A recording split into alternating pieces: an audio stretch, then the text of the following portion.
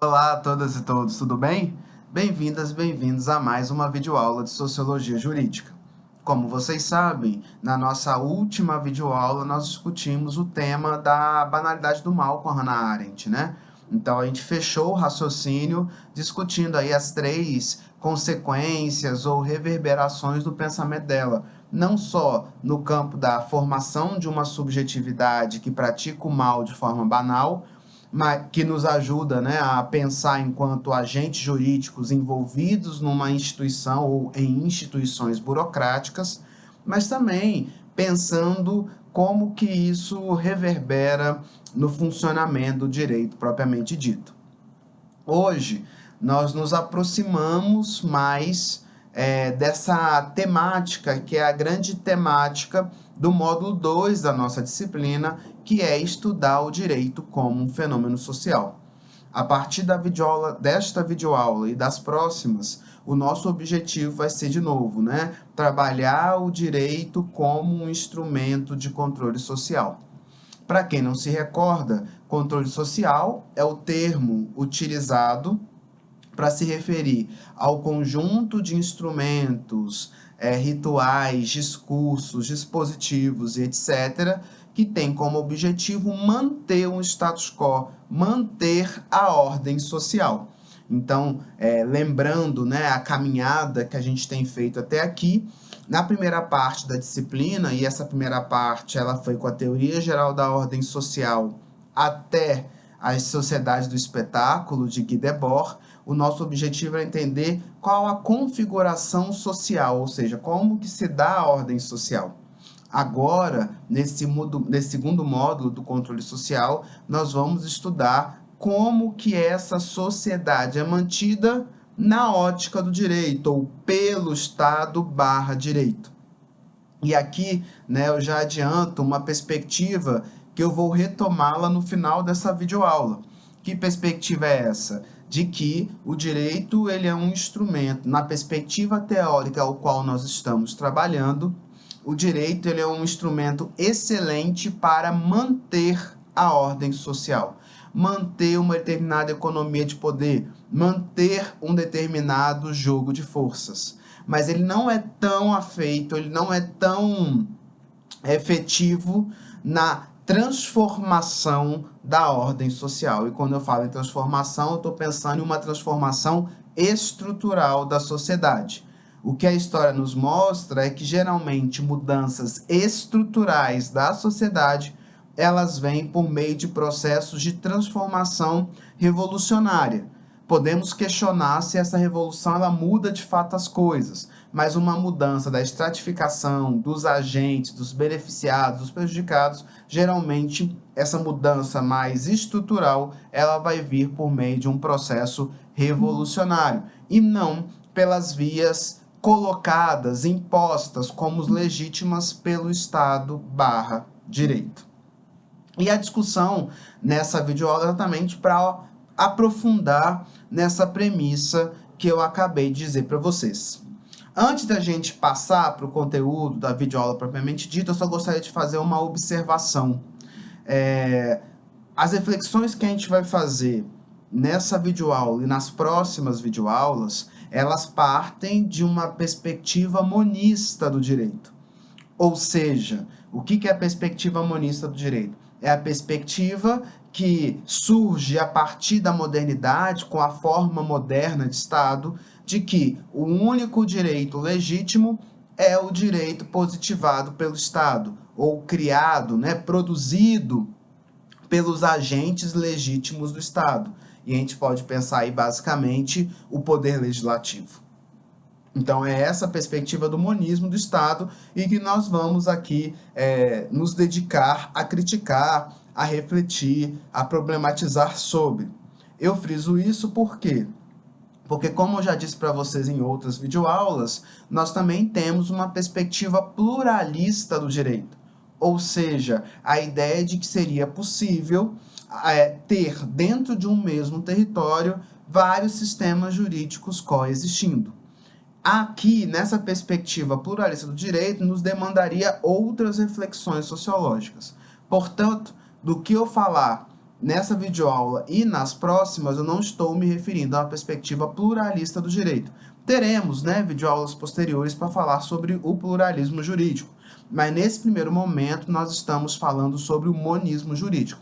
E as críticas se aplicam a essa perspectiva hegemônica, né, tanto no funcionamento, tanto no ensino, a essa perspectiva hegemônica monista.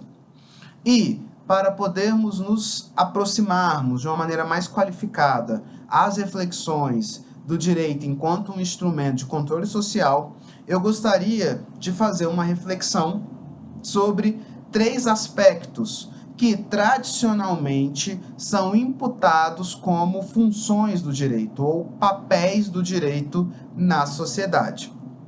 Dizendo de uma outra maneira, essa videoaula e o aprofundamento da reflexão que eu quero fazer com vocês vai se dar a partir de 3 aspectos, que são os aspectos que tradicionalmente são colocados pelos pensadores do direito como os papéis do direito na relação direito e sociedade, ou pensando o direito como um fenômeno social.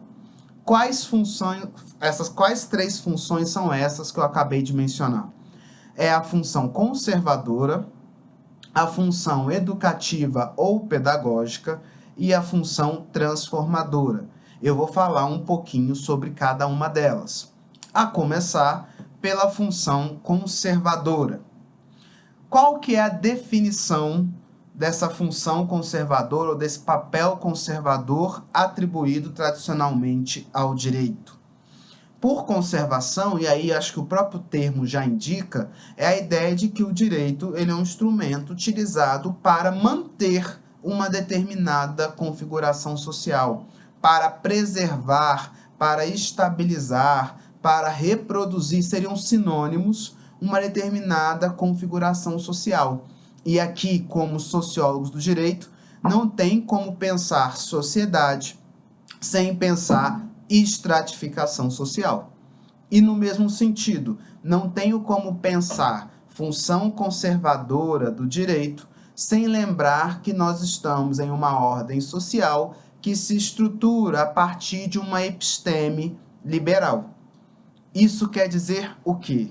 Eu quero dizer com isso que, e aí eu já estou me aprofundando um pouco nessa dimensão conservadora do direito, é que o direito ele acaba se tornando um vetor de reprodução da racionalidade liberal / neoliberal, ou, como nós chamamos em aulas anteriores, de episteme liberal. Então, percebam que aqui existem alguns pontos que são importantes de serem frisados, né? Já são familiares a vocês, porque nós já conversamos isso em outras videoaulas, mas são importantes ser frisados. Primeiro, a partir dessa premissa, o que a gente deve lembrar?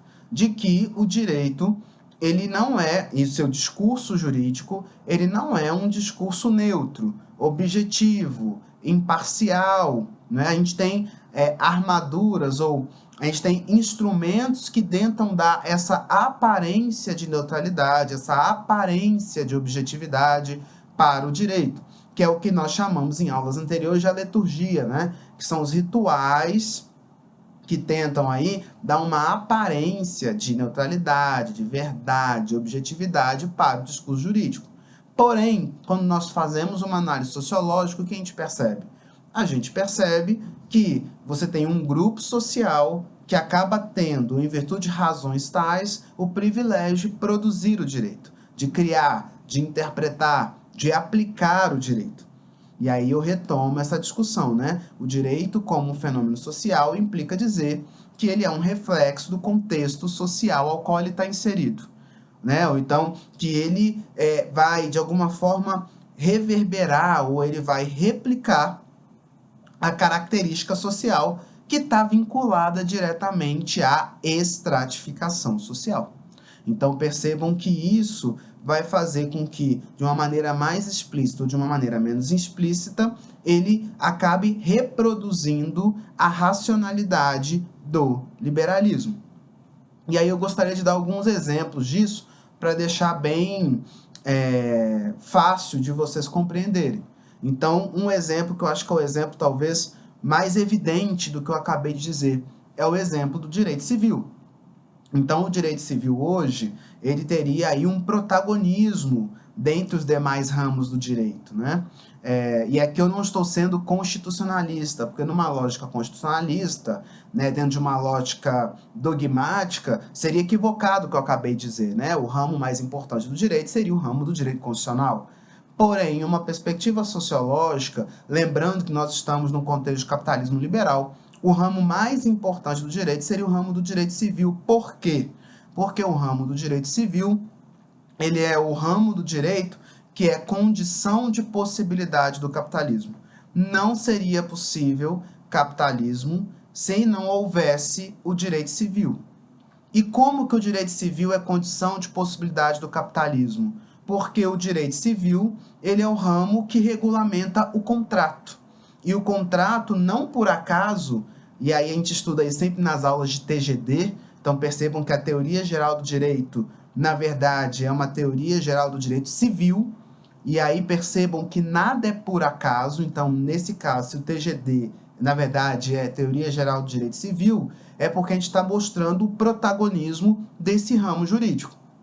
E por que o contrato é a relação jurídica mais importante do nosso direito contemporâneo? Porque é o contrato que garante a estabilidade da atividade econômica. É o que garante, por exemplo, que se eu vender uma caneta para algum de vocês, que eu vou receber o valor correspondente. Né? E que caso, né, o comprador da minha caneta não pague o valor correspondente, que ele seja sancionado ou que ele seja obrigado a cumprir com a sua obrigação. Então percebam que o direito civil, ele é um ramo, e aí ele se manifesta com protagonismo, né? Não só no direito em si, mas também na própria formação do estudante de direito. Então, a cadeira que tem maior carga horária é o direito civil, exatamente porque ele está lidando com relações econômicas. Né? E no mesmo sentido, as mais diversas nuances do direito de sucessões, direito de família, direito de contratos, como é mais óbvio, contratos em espécie, responsabilidade civil, percebam que a gente está sempre lidando com a circulação de mercadorias, né? Com a circulação de bens, com a produção de riquezas, do que se faz com essas riquezas. Então percebam que aí você tem a racionalidade liberal. E mais, né? Quando, aí aprofundando um pouquinho mais, quando a gente pensa, por exemplo, propriedade, né? A propriedade, ela não precisaria ser regulamentada da forma que é. Se ela é regulamentada da forma que ela é hoje pelo direito civil, isso foi uma opção. Não é que era a única alternativa, é uma opção. Percebam que, e aqui eu vou falar brevemente, porque a gente vai ter uma aula para discutir isso, né? Que seria a relação de direito e segurança, lá do poder regulamentar. Mas quando a gente tem hoje, né, o direito civil regulamentando uma forma específica de lidar com o patrimônio, percebam que essa forma, essa opção ao ser reproduzida, ao ser cumprida, uma forma de manter a episteme liberal. Então, por exemplo, o nosso direito civil, ele é um direito que valoriza muito a propriedade privada. E ao fazermos isso, né, cumprir o direito civil da forma como ele estipula a relação, a compreensão de propriedade, nós, direta ou indiretamente, querendo ou não, nós estamos ratificando a racionalidade liberal. Então, por cumprir o direito, mesmo sem perceber, eu estou ratificando a racionalidade liberal. E no mesmo sentido, né? Eu, por exemplo, sou um advogado. E aí eu estou defendendo um cliente, por exemplo, na situação de responsabilidade civil para ter uma indenização.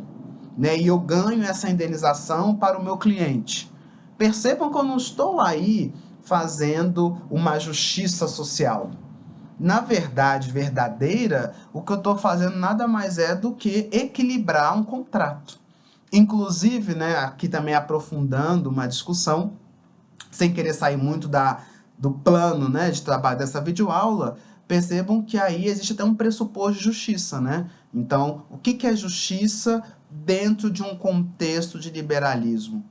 É fazer valer o contrato, né? Então, a gente reduz justiça a fazer valer o contrato. Porém, quando eu estou fazendo valer o contrato, eu estou reproduzindo, quer queira, quer não, a episteme liberal, a racionalidade liberal, né? Não existe nada de comunismo nisso, de esquerda nisso, não. Eu estou retroalimentando a lógica do capitalismo liberal, da episteme liberal, tudo aquilo que a gente estudou no primeiro módulo da nossa disciplina. Mesmo, e aí eu já passo para um segundo exemplo, mesmo nas situações, né, em que a gente nomeia como direito social, mesmo nessas situações, a gente também aí de pano de fundo tem um direito liberal e um direito que está exercendo a sua função conservadora. Um exemplo disso seria o direito do trabalho. Então, o direito do trabalho, ao meu ver, é visto de uma maneira um pouco equivocada por alguns pensadores, teóricos do direito, como um ramo, por exemplo, de esquerda, como um ramo comunista, ou qualquer coisa do tipo, não é? Então, quando a gente pensa, por exemplo, o direito do trabalho, quando ele vai surgir no século XIX, as primeiras legislações trabalhistas, para evitar com que a Europa ela tomasse o caminho do socialismo, tendo em vista que o século XIX era um século em que você tinha, em virtude da primeira fase do liberalismo, nesse liberalismo clássico, da não intervenção da economia, você tinha uma exploração muito intensa da mão de obra do trabalhador, da mão de obra do proletário. E aí é uma regra geral da história, né? Quanto mais você explora, mais você estimula a revolta, mais você estimula a resistência. E os trabalhadores estavam se organizando. Então, esses direitos sociais, o direito do trabalho, o direito previdenciário que vai surgir nesse momento, é um passo atrás do liberalismo para dar 2 passos para frente posteriormente. Mas não tem nada a ver com socialismo, comunismo ou qualquer coisa do tipo. Qual que é a ideia, portanto, do direito do trabalho no final das contas? Então, quando a gente analisa hoje o direito do trabalho, levando em consideração esse contexto histórico de surgimento que está ligado à ideia de um direito do trabalho como um direito do liberalismo, a gente percebe que, primeiro, o papel do direito do trabalho ele é de estabilizar o contrato de trabalho. Olha aí o sintoma de que o direito do trabalho é um direito liberal. A gente está falando de direito do trabalho de um contrato de direito do trabalho.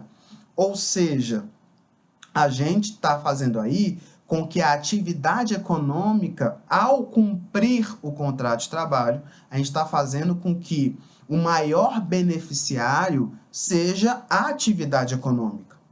Concordo, né? E vocês podem estar pensando ao me ouvir falar isso.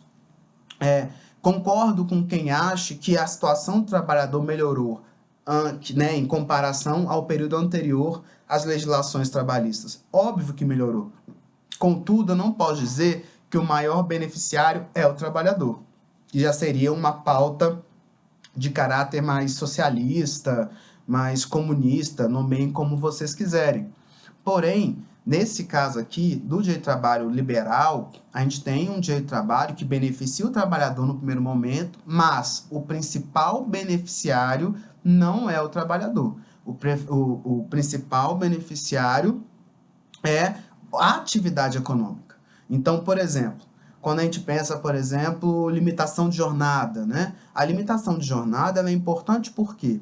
Porque antes, né, das legislações, você tinha um trabalhador que trabalhava num dia 20 horas, no segundo dia 20 horas também, no terceiro dia ele estava tão cansado que ele se acidentava, que ele prejudicava a produção, que ele estragava a máquina. Então, isso, no final das contas, percebam, prejudicava a atividade produtiva. Então, quando você coloca, né, que existe, pegando o nosso direito atual, né, até então, pelo menos, que colocava que o regime, né, de 11 horas, então você pode trabalhar 8 horas por dia, sendo que a jornada, entre uma jornada e outra, deve haver 11 horas, né, de descanso. Por que eu faço isso para o trabalhador? Porque se percebeu que, estabilizando a produção, ou seja, o trabalhador, ao invés de trabalhar 20 horas num dia, 20 horas no segundo, e no terceiro dia não dá conta mais de trabalhar, se ele trabalha 8 horas todo dia, ele consegue trabalhar a semana inteira e ele consegue estabilizar a produção. No mesmo sentido, um salário mínimo, né? Por que é importante o salário mínimo? O salário mínimo, ele não garante um luxo, né? Ele não garante uma vida boa para ninguém, para nenhum trabalhador. O que o salário mínimo ele vai garantir? Em primeiro lugar, que ele consiga ter um consumo mínimo, afinal, não existe mercado sem produção e consumo, né? Então, a receita que a pessoa ela vai ter para consumir, né? Aquilo que ela mesma produziu vai se dar pela via do salário, então eu preciso ter um salário para ter um consumo mínimo, para garantir que o mercado gire, para que haja, né, a ideia de produção e consumo, primeiro. E segundo, para garantir que esse trabalhador ele possa ocupar o seu posto de trabalho a todo momento. Né? Então, uma das diferenças do trabalho escravo para o trabalho assalariado é porque no trabalho escravo o dono da mão de obra ele era o responsável por garantir a existência dessa mão de obra. No trabalho assalariado, não. Então, o trabalhador ele consegue essa liberdade formal, né, que o escravo não tem, porém, ele se torna responsável pela sua própria sobrevivência. E aí, se ele não consegue sobreviver, ele não consegue trabalhar. Se ele não consegue trabalhar, ele não consegue gerar riqueza, ele não consegue fazer com que o burguês, então, consiga acumular capital. Eu estou dando esses exemplos para vocês perceberem, portanto, como que o direito do trabalho ele é um direito liberal, né? Como todos os demais ramos do direito. Aqueles ramos do direito, já adiantando um conteúdo, né? Aqueles ramos do direito que, para se efetivarem, eles teriam que questionar a racionalidade liberal, eles acabam se tornando normas simbólicas, que é o conteúdo que a gente vai ver a seguir com o pensamento do Marcelo Neves. Mas eu vou deixar isso aqui suspenso, não vou explicar para a gente poder entender em um momento posterior e com um tempo mais adequado para isso. Então, esse seria, então, portanto, essa primeira dimensão, que é a dimensão conservadora do direito, né? No sentido de conservar um jogo de forças, conservar o status quo.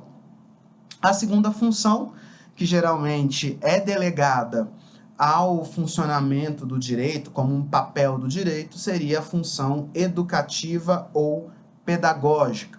O que é isso? Função educativa ou pedagógica? Aqui busca-se evidenciar essa capacidade que o direito tem de ser uma referência ao agir do ser humano em sociedade. Repetindo, né? A função pedagógico-educativa busca evidenciar essa capacidade que o direito tem de servir como uma referência para o indivíduo agir em sociedade, especialmente em situações de dilema, né? Então, por exemplo, eu bebi cerveja e estava dirigindo, né? Eu deixei o carro estacionado perto do bar e agora eu quero ir embora. Devo ou não pegar o volante e ir até minha casa embriagado? Percebam que aqui eu estou diante de uma situação de dilema. E mesmo nas situações em que a pessoa, ela ainda assim resolva pegar o volante embriagada e voltar para casa, a função pedagógica diz que ela teve o direito como uma referência. Ela teve que sopesar esses dois valores. Olha, ou eu chamo um Uber e deixo meu carro aqui, porque a lei diz que eu corro o risco de, enfim, sofrer sanções penais em virtude de dirigir embriagado. Ou vou aceitar o risco e dirigir a si mesmo e seja o que Deus quiser. Um exemplo. Então, nesse caso, eu optando por A ou optando por B, eu tive uma referência. E essa referência, no caso, seria o do direito de colocar um posicionamento ideal. Então, ainda que eu não siga o posicionamento, mas eu tive uma referência para recusar, mas eu tive uma referência, aí está presente a função pedagógica ou educativa do direito. E assim como, por exemplo, em outras circunstâncias, a moral religiosa, o discurso religioso pode nos servir como referencial para o agir, como em outras circunstâncias, né, o discurso científico, ele pode ser utilizado como um discurso de referência ou pedagógico para o agir, haverá situações em que nós iremos acessar como uma referência, como uma salvaguarda, como um ponto de partida para pensar uma ação concreta. Aí, em algumas situações, o referencial utilizado vai ser o referencial do direito.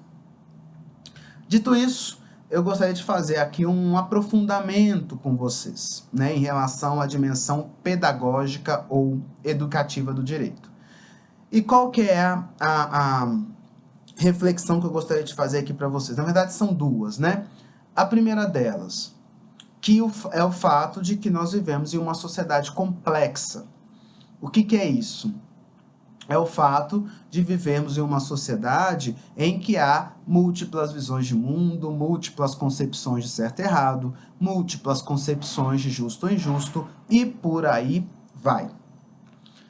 Segundo ponto, além de pensar o direito numa ótica econômica, sociológica, etc., nós também devemos pensar o direito numa perspectiva antropológica, cultural. O que é isso? Perceber que o direito, ele também é um fenômeno decorrente de uma cultura. E o seu texto jurídico também é uma questão cultural, também representa uma cultura. Percebam, eu disse para vocês da sociedade complexa e do direito como um fenômeno cultural. Qual que é o próximo passo do raciocínio? É fundir essas duas informações. Qual que é a conclusão que eu quero chegar com vocês? Que numa sociedade complexa, o direito ele toma um posicionamento. Infelizmente, essa é uma limitação da perspectiva monista do direito. A gente não consegue agregar, por mais que nós tentemos, as múltiplas perspectivas. Existe uma unidade, ou existe uma perspectiva hegemônica do direito. Por quê? Porque é muito difícil separar direito de relações de poder. E aí eu retomo aqui brevemente, né, a atenção de vocês para as reflexões que a gente fez a partir do pensamento da Spivak, né, da Gayatri Spivak. O que ela mostra para a gente? Né? Que esses espaços de poder, como por exemplo do direito, os segmentos sociais subalternizados tradicionalmente foram excluídos dessas esferas de poder. Seja no campo da criação do direito, da produção de saberes jurídicos, seja no campo da interpretação do direito, da aplicação da norma jurídica. Então, quem é legislador hoje no Brasil, infelizmente, vem de lugares muito específicos, né? Da nossa elite agrária, da bancada da bola, da bancada da bala, do capital estrangeiro. Então, esses grupos ocupam essas esferas de poder. No mesmo sentido, né, se a gente pensa hoje magistratura no Brasil, a magistratura no Brasil, com raríssimas exceções, ela é extremamente elitizada. Então, nós temos magistrados, embargadores, etc., ministros, que vêm de um lugar social, socioeconômico muito específico. E isso, quer queira, quer não, marca o saber que esses sujeitos produzem. Por que eu estou dizendo isso? Porque numa sociedade complexa, geralmente, pensando aqui a nível mais estrutural, qual que geralmente é o caminho? Existe uma disputa entre os diversos grupos sociais por ocupar esses espaços de poder. Há grupos que conseguem ocupar esse espaço de poder e permanecer nesse espaço de poder por um maior lapso de tempo. E aí, quando eu falo espaço de poder, estou me referindo ao espaço da política, do direito. E uma vez ocupando esses lugares, eles vão utilizar desses espaços para reproduzirem, ora de uma maneira mais consciente, ora de uma maneira menos consciente, mas reproduzirem as suas visões de mundo, as suas perspectivas, os seus ideais, os seus interesses, né? Então, quando a gente pensa, por exemplo, um exemplo disso seria discutir a questão dos direitos sexuais. Então, quando a gente pensa, por exemplo, a questão da criminalização da homotransfobia, né? Essa é uma pauta extremamente difícil de ser colocada nessas esferas de poder. Por quê? Porque tem determinados grupos sociais que não aceitam que nesses espaços de poder seja ao menos questionado, discutido, por exemplo, a criminalização da homotransfobia. Então, o que isso significa? Que existe uma dinâmica de poder ali dentro que impede que essas pautas sejam colocadas. E outras pautas, elas sejam aí continuadamente preservadas, defendidas pelo direito. Quando a gente pensa, por exemplo, a pauta do acesso à terra no Brasil. Em síntese, o que eu quero dizer? Que acaba que essa função pedagógica, né, essa imposição de uma referência, de uma forma de agir, acaba que isso não vem, como a gente pode ser levado a acreditar num primeiro momento, de um ideal de racionalidade, de neutralidade, um saber universal. Não. É um grupo que tem um saber e uma visão de mundo particular, que utiliza da forma do direito para fazer com que sua visão particular seja vista como universal.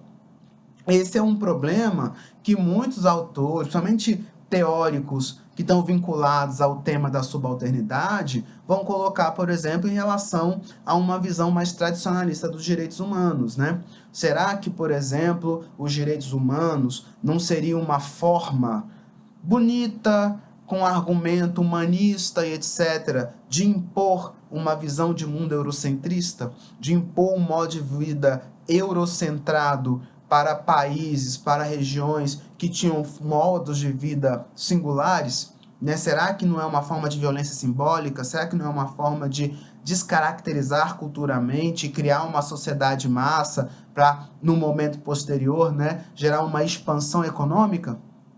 Será que não seria isso? E aí eu me refiro, tá, gente, a uma perspectiva tradicional de direitos humanos, né? Hoje a gente tem teorias de vanguarda de direitos humanos que vão exatamente tentar encontrar alternativas ao que eu acabei de dizer.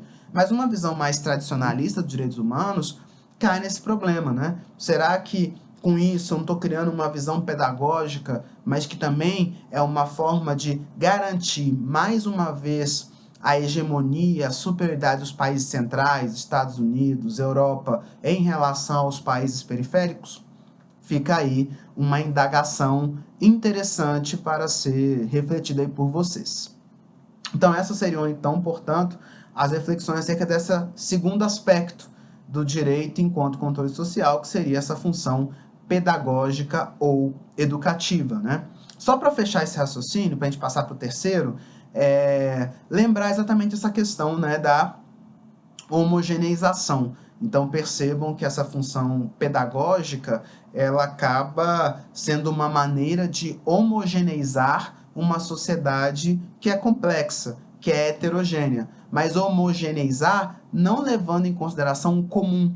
Até porque a gente tem essa dificuldade pelas razões que a gente vem construído aí, por exemplo, com o argumento da Hannah Arendt, né? Essa dificuldade de construir o coletivo, o comum, né? Algo que faça com que todos se identifiquem. Geralmente, o nosso caminho, o caminho do humanismo jurídico, é um pouco esse, de impor a visão de mundo de quem está nas esferas de poder para os demais estratos da sociedade, para as demais camadas da sociedade. Então, acaba sendo uma forma de tentar homogeneizar uma sociedade heterogênea, porém não partindo de uma ideia de comum, mas de uma imposição de um grupo em relação a outros grupos.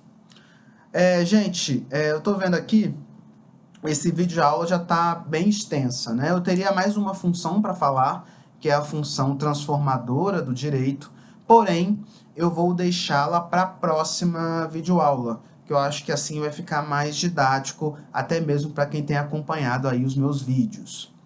Pois bem, então eu fico por aqui, espero que vocês tenham gostado dessas reflexões introdutórias, tenha ficado aí compreensível para todo mundo.